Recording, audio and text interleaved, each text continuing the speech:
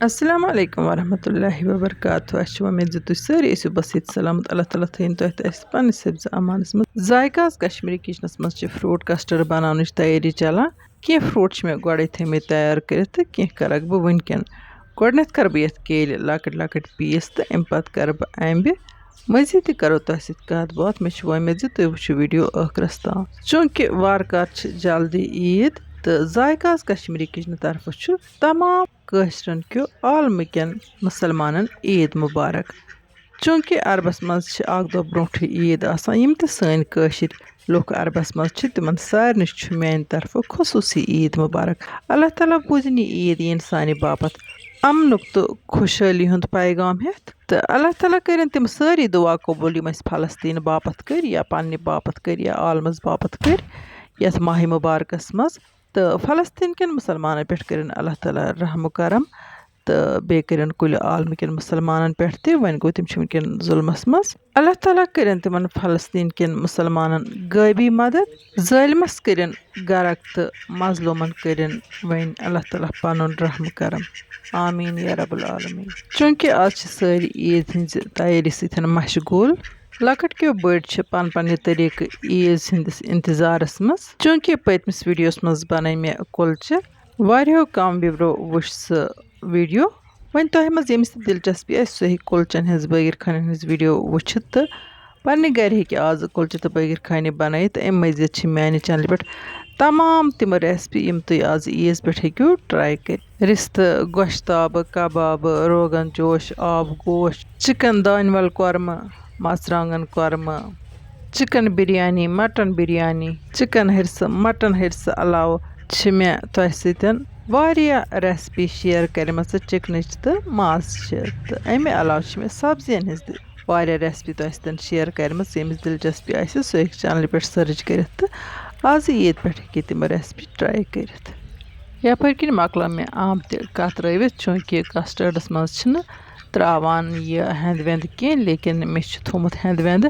Ice cube बनत यह मे थोमुत फ्रिजस मज गड़े तिकाज इफ्तियारुक टाइम वनकन हेक बह ज्यादा रेस्ट दिथ कह ठंड गसन मौक इसलिए त्रा बह यो हेंद वेंद मज मे फ्रिजस मज थोमुत तो दान ते मे फ्रिजस मज थोमुत यह गति अति दस्ती ठंड तो करो ठंड ठंड यह इफ्तियारन नोश। वन वो तुम यपर किन मे ड्राई फ्रूट तो जरूरत वन गो अगर न कह वेछ ड्राई फ्रूट ऐड करें सह हे ड्राई फ्रूट स्किप कर वन गो इत थोड़ा हेल्दी बनान यह कस्टर्ड हेकन बड़ क्यों बच खेत खुशी सान तो सह कुस इंसान आस नापसंद कर प्रथ कह अत पसंद करान। अगर जन कंस बेमाली आस या म्याद आसस फुल खेत चेत आस तो पत अगर तमिस यह फ्रूट कस्टर्ड ब्रोह कन थो सह खे जरूर तिकाज अमुक अट्रैक्टिव लुक तो इंसानस बड़ मुतासर करान तो इंसान जरूर करान अत टेस्ट। यपर तुज मे यमन पिस्तन कंड तो अमे अलाव कर बह अत मज काजू किशमिश बादाम गोश तो खजर तो इस्तेमाल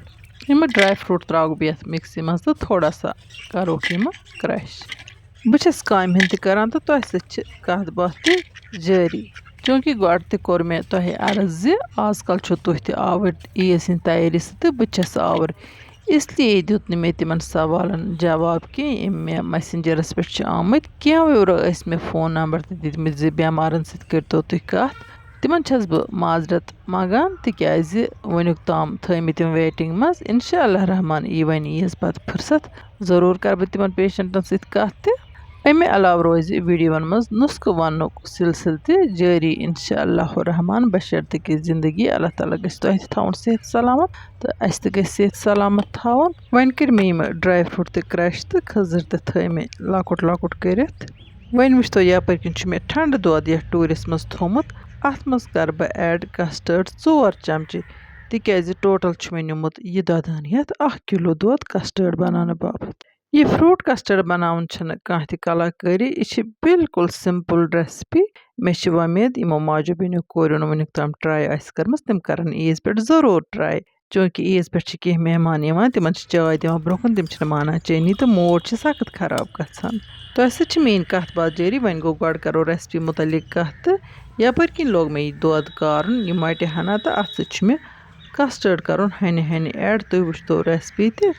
मज़ीद क्या छस बह वन यसान ति बोजतो तुम बस वन कह पस तम माना खोन चोन कहें मूड सख्त खराब गसान खास कर ये कंस चाय प्याल निवान ब्रो कुन सह चवानी इसलिए हेको ईज दह यह फ्रूट कस्टर्ड बन तो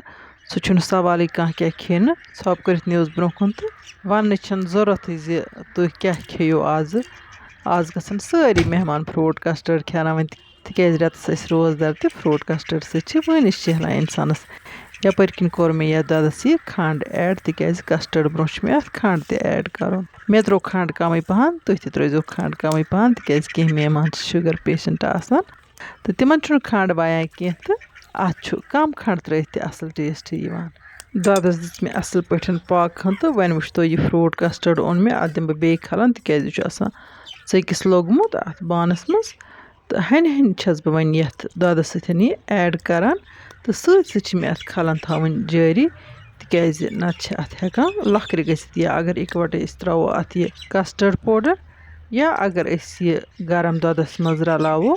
अत हेकन लखर गसित इसलिए यह ठंड ददस मज गोड़े बन थवन तो पत् हन हन